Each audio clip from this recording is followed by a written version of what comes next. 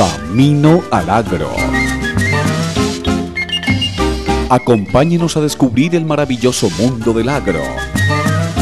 Recorramos sus caminos y aprendamos del medio ambiente, la optimización de los recursos y los nuevos métodos de producción agropecuaria.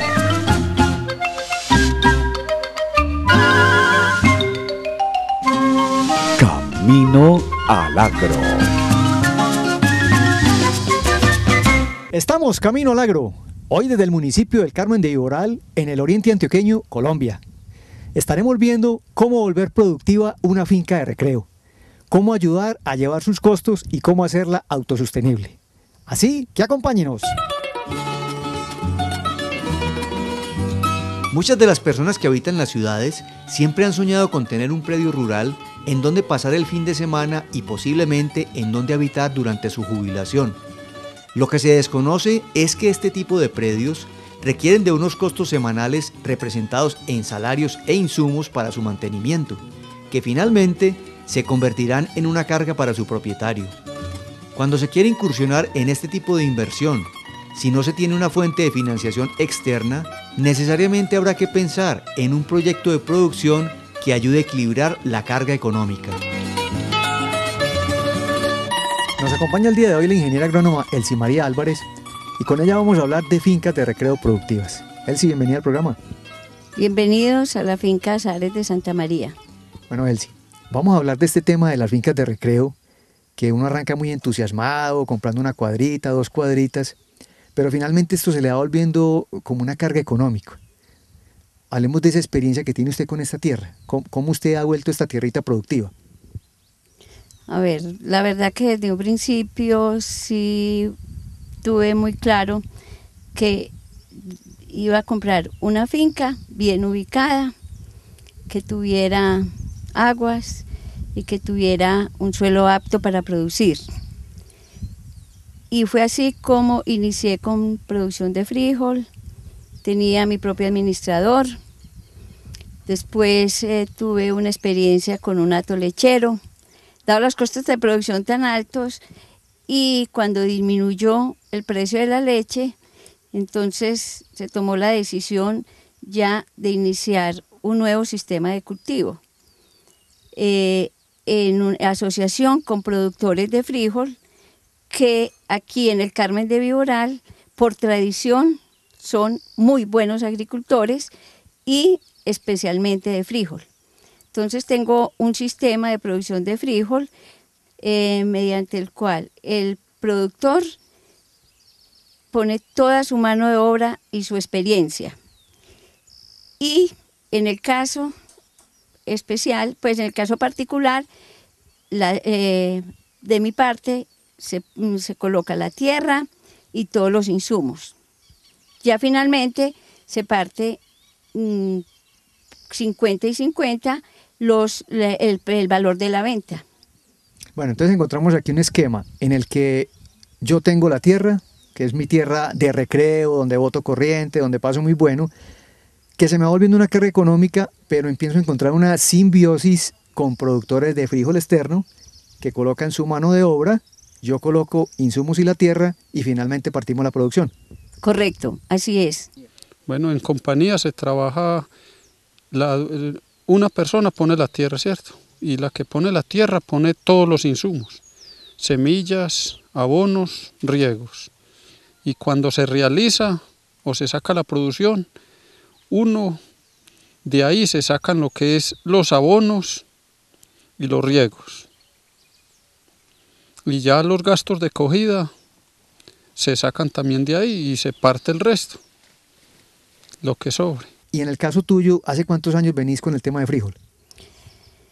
Inicialmente, como les contaba ahora, pues hace 20 años, pero a partir del momento en que se decidió terminar con el hato lechero, llevo ya 6 años produciendo frijol, o bien asociado con maíz o con infraestructura para sembrar solamente frijol y optimizar el terreno, la mano de obra, los insumos y los recursos que se tienen en la misma finca, como es el caso, por ejemplo, del aguado.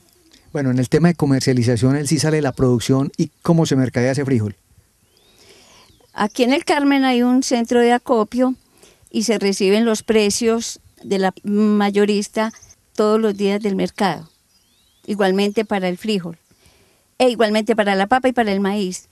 Y con base en ese precio ya se entra a negociar con los comerciantes que vienen a comprar el producto. Bueno, ese es como el esquema general con el que se maneja pues aquí el sistema productivo. ¿Qué le parece si vamos a mirar ya como temas más específicos del frijol? Sí, vamos a mirar el frijol.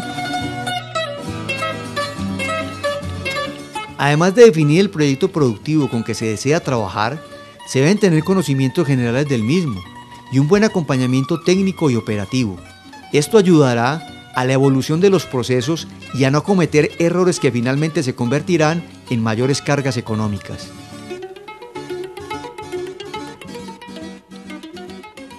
Esta vivencia del Simaría la tienen cantidad de personas en las fincas, sobre todo en las de recreo. Continuamente nos están llegando al correo electrónico preguntas sobre qué proyecto montar, cómo hago mi finca productiva. Entonces, Elsie, ¿cuál sería como la estrategia para uno arrancar con estos esquemas? Pues yo creo que lo primero es mirar la aptitud del suelo, ¿sí? y en general pues de la finca. Segundo, un aspecto súper importante es la comercialización y la época en la que sale el producto. Una vez ya definido esto es buscar como la persona, si lo vamos a hacer con este sistema de asociación, buscar una persona que tenga conocimiento del cultivo, que tenga vocación por el cultivo y que obviamente entre a ser pues como una buena sociedad de complementación con uno mismo. Y ya, una vez definidos esos aspectos, iniciar con la consecución de una buena semilla. Ya todo el paquete, digámoslo así, el paquete tecnológico del frijol está muy definido. Entonces, definir qué sistema vamos a utilizar, el sistema de asociación con maíz o el sistema de estructura, como en este caso. Obviamente que cada sistema tiene densidades de población diferentes. Como decía anteriormente, este sistema permite aumentar la cantidad de plantas por hectárea. Supongamos que se tomó la decisión, como en este caso, de sembrar frijol con esta estructura. Entonces es empezar a buscar el material de la madera para amarrar, para hacer la infraestructura.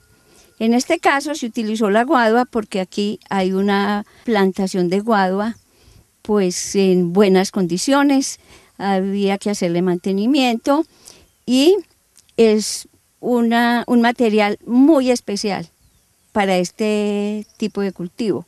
Y ya iniciar y hacer monitoreos permanentes para el control o prevención de enfermedades y control de plagas. Bueno, entonces lo primero sería como definir cuál es la vocación de la finca, en qué suelo estoy, si tengo aguas, dónde están mis centros de comercialización. Y una vez definido esto, como que defino el producto, si me meto en frijol, en maíz, en uchuva, en tomate de árbol, en diferentes cultivos, ¿cierto? De acuerdo a donde estemos. Vamos a hablar entonces ahora como de los pasos en tecnología del frijol, en qué época se siembra, cómo va creciendo la planta, cuánto se demora la producción. Bueno, a ver, empecemos pues por la época de siembra. Aquí hay condiciones muy especiales para sembrar permanentemente o frijol o papa y aún maíz. En este momento se puede hacer eso. En otras épocas no se pudo hacer por una presión de plagas y enfermedades muy fuerte que se tuvo concretamente en este municipio. Bueno, entonces, una vez definida ya la época de siembra, teniendo ya la semilla y ojalá un análisis de suelo que nos permita conocer las deficiencias o el estado del suelo con respecto a los requerimientos del cultivo de frijol. Con base en el análisis de suelo, entonces nosotros iniciamos ya la siembra. Hay algo muy importante y es que la utilización de materia orgánica es una recomendación que hay que dar a cualquier cultivo y permanentemente. Obviamente, materia orgánica compostada es lo primero que se le aplica. Posteriormente, y con base en el análisis de suelo, ya se aplica el fertilizante químico con las dosis que también nos permite conocer el resultado del análisis de suelo. Ya en el desarrollo del cultivo hay que hacer aplicaciones de productos. Pero ¿con base en qué se hacen las aplicaciones de productos? Con base en monitoreos que se hacen semanalmente en la finca, en el cultivo. Si yo veo que tengo una población de plaga que amerita hacer un control, pues yo debo buscar un producto que sea para esa plaga, para el control de esa plaga. Que si hay otras alternativas de control fuera del químico, hay que tenerlas también en cuenta y prioritariamente. Asimismo, con el control de enfermedades, pues el uso de fungicidas se hace también con base en monitoreos, aunque hay fungicidas que son preventivos y que se deben hacer pues con más frecuencia. Elsie María, a pesar de que estos suelos son tan ricos en materia orgánica, que son derivados de ceniza volcánica, ¿por qué es tan importante traer esa materia orgánica compostada? A ver, es muy importante por varias razones. Primero, porque se mejora la estructura del suelo. Segundo, porque se liberan los nutrientes que hay en el suelo y además los nutrientes que aportan los abonos químicos. Tercero, porque la materia orgánica aporta también microflora al suelo, que es muy importante para enriquecerlo y para llevar a los cultivos.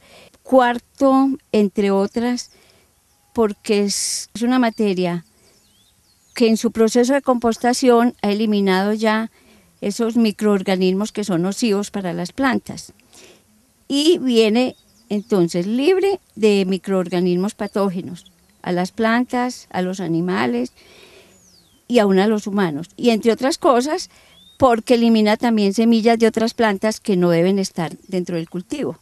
Entonces, a pesar de que los suelos sean muy ricos en materia orgánica, en estas zonas frías, pues hay que adicionar materia orgánica. Sí, obviamente hay que adicionar materia orgánica por las razones que se dieron. Bueno, Elsie, hay otro tema interesante aquí, que es el manejo de hechizas. Ahora fuera de cámaras hablábamos de unas inoculaciones que hiciste hace muchos años de hongos al suelo para combatir este tipo de plaga. Bueno, la chiza es un problema muy generalizado pues en los suelos del país y en los suelos de Antioquia. Y en el oriente antioqueño tomó mucha importancia como plaga de todos los cultivos. Como hay un uso intensivo del suelo, entonces permanentemente hay forma de estar ahí en la supervivencia, digámoslo pues de alguna manera. Y si a eso se le suma el uso de productos químicos, pues la plaga se va haciendo más resistente. Sin embargo, ya ha habido investigaciones desde hace unos 15 años respecto a enemigos naturales que tiene la chiza. Se han encontrado hongos como por ejemplo el Metarrhizium, que ya comercialmente existe, y aquí concretamente se hicieron unas inoculaciones hace aproximadamente 3 años con Metarrhizium por una vez y nunca más se volvió a hacer.